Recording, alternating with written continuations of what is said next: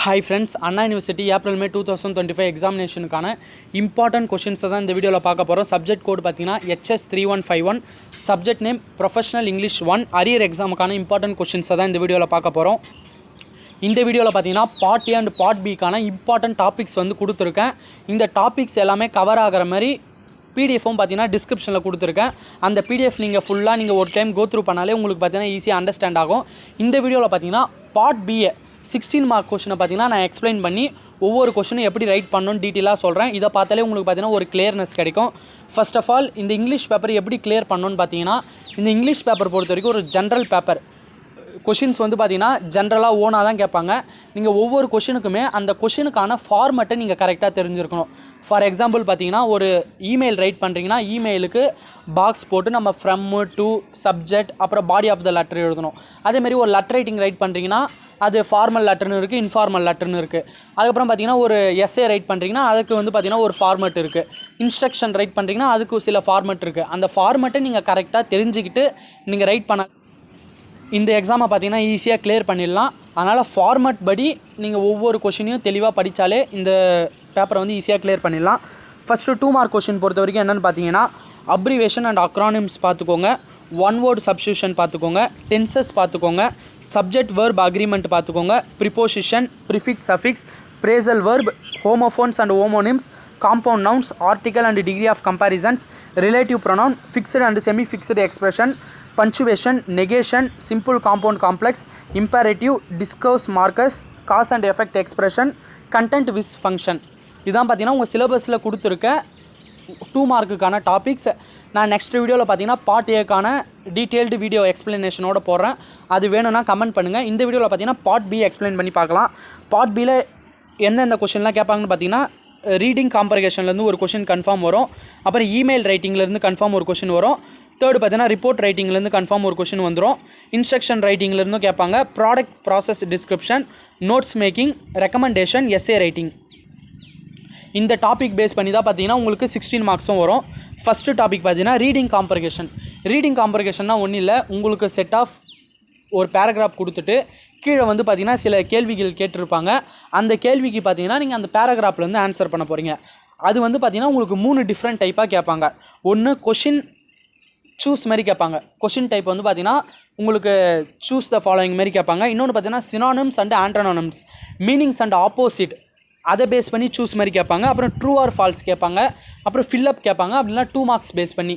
இது எல்லாமே பார்த்தீங்கன்னா அந்த பேராகிராஃப்லேருந்து நீங்கள் ஆன்சர் எடுத்து எழுதுகிற மாதிரி தான் இருக்கும். ஈஸியாக தான் இருக்கும். இதெல்லாம் பார்த்தீங்கன்னா ப்ரீவியஸ் இயர் கொஷின் பேப்பரை கலெக்ட் பண்ணி ப்ராக்டிஸ் பண்ணி பாருங்கள். ப்ராக்டிஸ் பண்ணாலே இந்த 16 மார்க் பார்த்தீங்கன்னா ஈஸியாக அட்டன் பண்ணிடலாம். இது மேக்ஸிமம் 11th கொஷினில் வர நிறைய வாய்ப்பு இருக்குது. இதுக்கு பார்த்தீங்கன்னா சாய்ஸ் வந்து ப்ரீவியஸ் இயர் கொஷின் பேப்பரில் நிறைய கேட்க மாட்டாங்க உங்களுக்கு. ஏன்னா 11th கொஷின் பார்த்தீங்கன்னா கம்பல்சரி கொஷின். இது கம்பல்சரி கொஷினாக வர நிறைய வாய்ப்பு இருக்குது. இந்த கொஷினில் பார்த்தீங்கன்னா ஈஸியாக நீங்கள் மார்க்கும் ஸ்கோர் பண்ணலாம். அதனால் இந்த கொஷினை நிறைய ப்ராக்டிஸ் பண்ணி பாருங்கள்.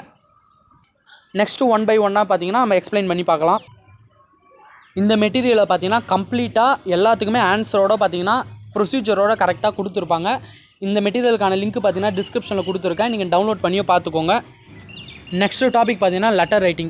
லெட்டர் ரைட்டிங் பொறுத்த வரைக்கும் 2 டைப்ஸ் இருக்குப்பா. ஒன்று பார்த்தீங்கன்னா ஃபார்மல் லெட்டர் ரைட்டிங், இன்னொன்று இன்ஃபார்மல் லெட்டர் ரைட்டிங். இப்போ ஃபார்மல் லெட்டர் ரைட்டிங்கோட ப்ரொசீஜர் பார்த்தீங்கன்னா, ஃப்ரம் போடணும், ஃப்ரம்மில் உங்கள் அட்ரஸ் எழுதணும், டூவில் வந்து பார்த்தீங்கன்னா நீங்கள் யாருக்கு எழுதுறீங்களோ அவங்க அட்ரஸ் எழுதணும்.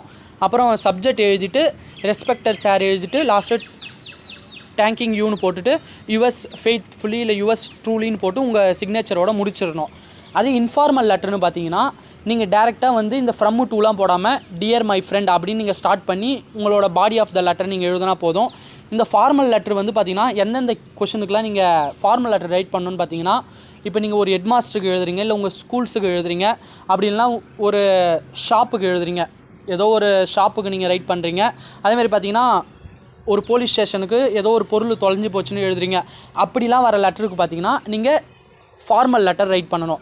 இன்ஃபார்மல் லெட்டர் பொறுத்த வரைக்கும் எப்படி ரைட் பண்ணணும்னு பார்த்தீங்கன்னா, நீங்கள் வந்து உங்கள் ஃப்ரெண்டுக்கு எதனா ஒரு பர்த்டேக்கு எழுதுறீங்க, அப்படின்னா நீங்கள் எங்கன்னா டூர் போனதை பற்றி உங்கள் ஃப்ரெண்டுக்கு எக்ஸ்பிளைனாக எழுதுறீங்க, இல்லை உங்கள் வீட்டுக்கு எழுதுறீங்க, அப்படி இல்லைனா உங்களோட ரிலேட்டிவ்ஸுக்கு எழுதுறீங்கன்னா நீங்கள் இங்கெல்லாம் வந்து பார்த்தீங்கன்னா ஃபார்மலாக நீங்கள் பண்ண வேணாம்.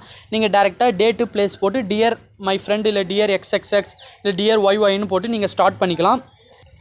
அந்த கொஷினை நீங்கள் அண்டர்ஸ்டாண்ட் பண்ணி அது எந்த டைப்பான லெட்டர்னு ஃபஸ்ட்டு தெளிவாக புரிஞ்சுக்கிட்டு அந்த லெட்டரை வந்து கரெக்டாக ரைட் பண்ணணும். அதான் பார்த்தீங்கன்னா ஃபார்மட். அதை நீங்கள் மாற்றிடக்கூடாது. கண்டென்ட் பார்த்தீங்கன்னா நீங்கள் பாடி ஆஃப் த லெட்டரில் உங்களோட மெயின் கண்டென்ட் பார்த்தீங்கன்னா சிம்பிள் இங்கிலீஷில் கொடுங்க. நீங்கள் வந்து பார்த்தீங்கன்னா வேர்ட்ஸ்லாம் வந்து பார்த்தீங்கன்னா சிம்பிளாகவே ரைட் பண்ணுங்கள். நீங்கள் ஏன்னா ஸ்பெல் மிஸ்டேக் ஆகிற மாதிரி வேர்ட்ஸ்லாம் போட்டு ரைட் பண்ணிக்காதீங்க. சிம்பிள் இங்கிலீஷில் சிம்பிள் சென்டென்ஸாகவே கொடுங்க. பட் மார்க்ஸ் தகுந்த மாதிரி பார்த்தீங்கன்னா ஓரளவு ஒரு 2 or 3 ஒரு 2 பேஜஸ் கிட்ட மினிமம் அதெல்லாம் ரைட் பண்ண பாருங்கள். நெக்ஸ்ட்டு பார்த்தீங்கன்னா உங்களுக்கு இன்ஸ்ட்ரக்ஷன். ஃபஸ்ட்டு இன்ஸ்ட்ரக்ஷன் என்னென்னு பார்த்தீங்கன்னா, இப்போ ஒரு பர்சன் இருக்காருன்னா அவர் வந்து ஒரு வேலையை செய்கிறாரு. அந்த வேலையை செய்கிறதுக்கான வழிமுறைகளை நீங்கள் சொல்லணும். வழிமுறைகள்னால் இன்ஸ்ட்ரக்ஷனை கொடுக்கணும். நீங்கள் இது இப்படி செய்யணும். இன்ஸ்ட்ரக்ஷன் பொறுத்த வரைக்கும் அதை ஃபாலோ பண்ணி ஆகணும். அதுமாரி பார்த்தீங்கன்னா நீங்கள் இன்ஸ்ட்ரக்ஷனை கொடுக்கணும். அதான் பார்த்தீங்கன்னா இன்ஸ்ட்ரக்ஷன். அதுக்கு பார்த்தீங்கன்னா சில ரூல்ஸ் இருக்குது.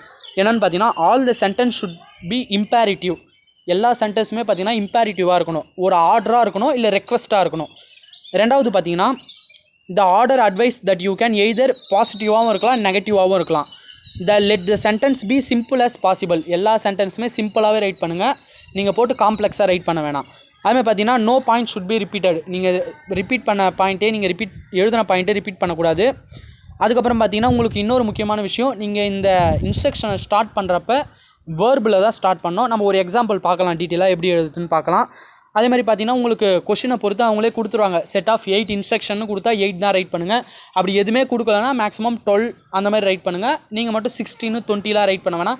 Maximum 10 or 12ஓட நிறுத்திக்கோங்க.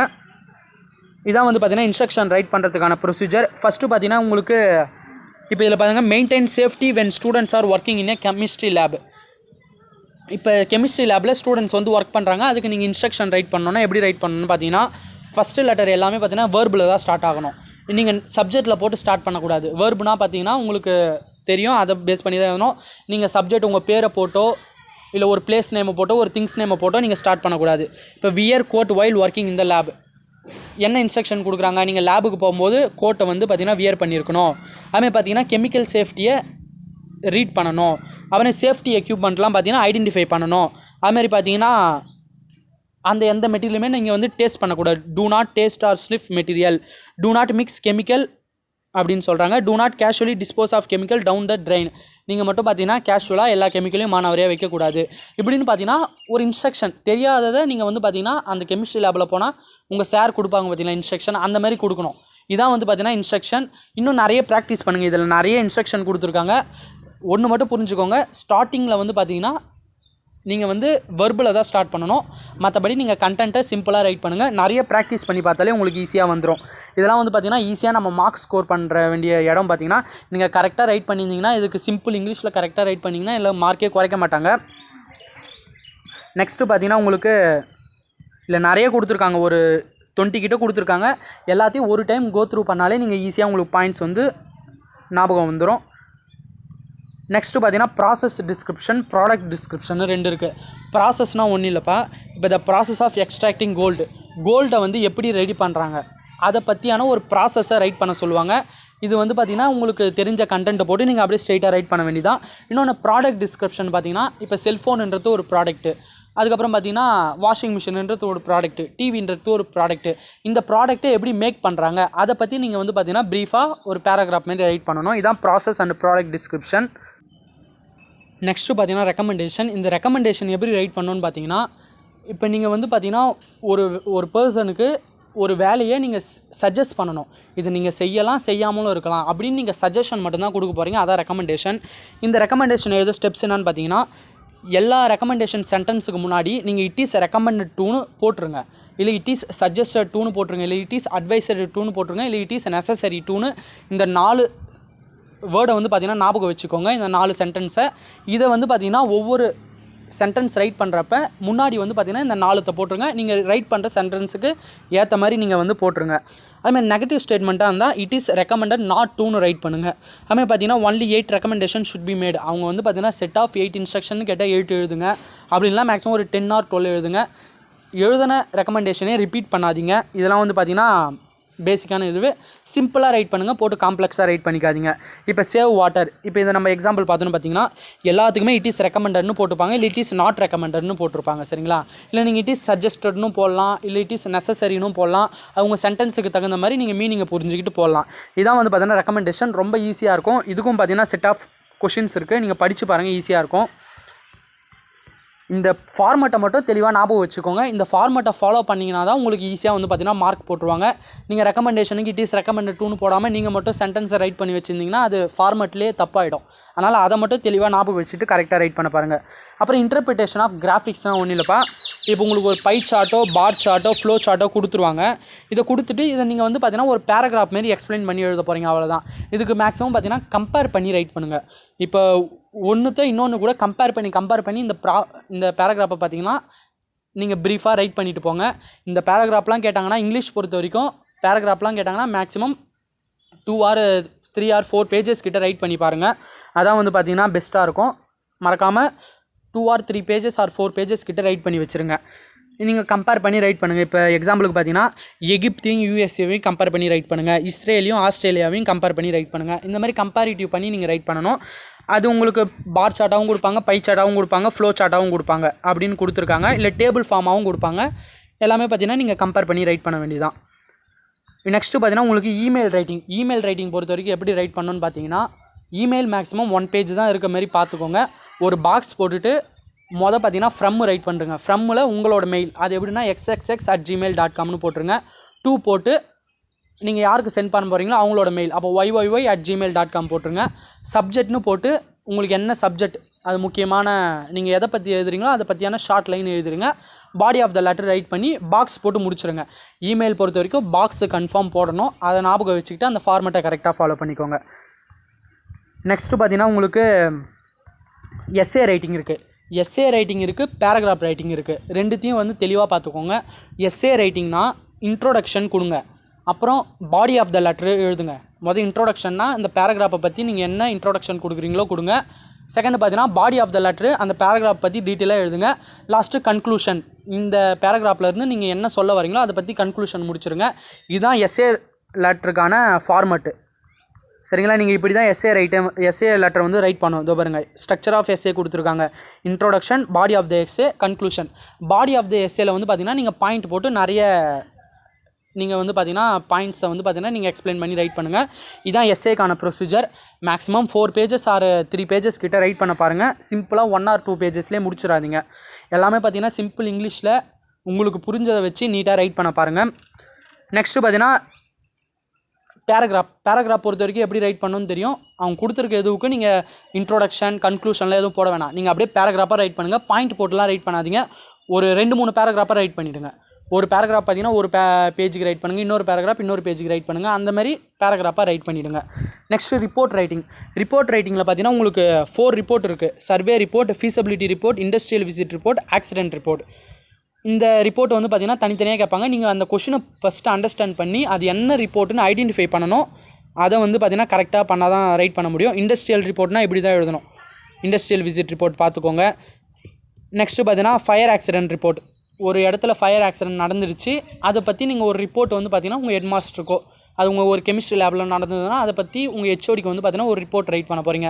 இந்த மாதிரி ஃபயர் ஆக்சிடென்ட் நடந்துருச்சு, இந்த டைமில் நடந்தது, இந்த நிறைய எக்யூப்மெண்ட்ஸ் வந்து பார்த்திங்கன்னா இந்த மாதிரி ஃபால்ட் ஆகிடுச்சு, எக்ஸாம்ஸ்லாம் வருது, எங்களுக்கு எக்யூப்மெண்ட் வேணும், அந்த மாதிரி ரைட் பண்ணுறது பார்த்தீங்கன்னா இந்த fire accident report. And safety மெஷர்ஸும் கீழே ரைட் பண்ணுங்கள். இந்த சேஃப்டி மெஷர்ஸ்லாம் பண்ணால் நம்ம ஃபயர் ஆக்சிடென்ட்டை தடுக்கலாம் அப்படின்னு நீங்கள் ரைட் பண்ணுங்கள். நெக்ஸ்ட்டு சர்வே ரிப்போர்ட்டுக்கு பார்த்தீங்கன்னா இந்த மாதிரி ஒரு பாக்ஸ் போட்டு சர்வே ரிப்போர்ட் ஆன் எதை பற்றி ரைட் பண்ணுறீங்க, யாருக்கு சப்மிட் பண்ணுறீங்க, யார் மூலிமா நீங்கள் சப்மிட் பண்ணுறீங்கன்னா உங்கள் பேர், எந்த டேட்டு அப்படின்னு போட்டு நீங்கள் கண்டென்ட்டை ரைட் பண்ண வேண்டியதான். இதை வந்து தெளிவாக கண்டென்ட் படித்து பாருங்கள். உங்களுக்கு கொஷின் பார்த்தீங்கன்னா எப்படி வேணால் கேட்கலாம், பட் ஆனால் ஃபார்மேட் எல்லாம் ஒன்று தான். நெக்ஸ்ட்டு பார்த்தீங்கன்னா உங்களுக்கு பேராகிராஃப் ரைட்டிங் இருக்கும். பேராகிராஃப் ரைட்டிங் பொறுத்த வரைக்கும் ஏற்கனவே சொல்லிட்டேன்.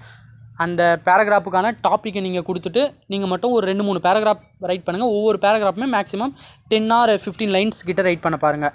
மேக்ஸிமம் ஒரு 4 பேஜஸ் கிட்ட கவர் பண்ணுங்கள். ஓகே ஃப்ரெண்ட்ஸ், இதான் உங்களுக்கான பார்ட் பிக்கான இம்பார்ட்டன்ட் டாபிக்ஸ். நான் சொன்னதை வச்சு உங்களுக்கு ஒரு ஐடியா கிடச்சிருக்குன்னு நினைக்கிறேன்.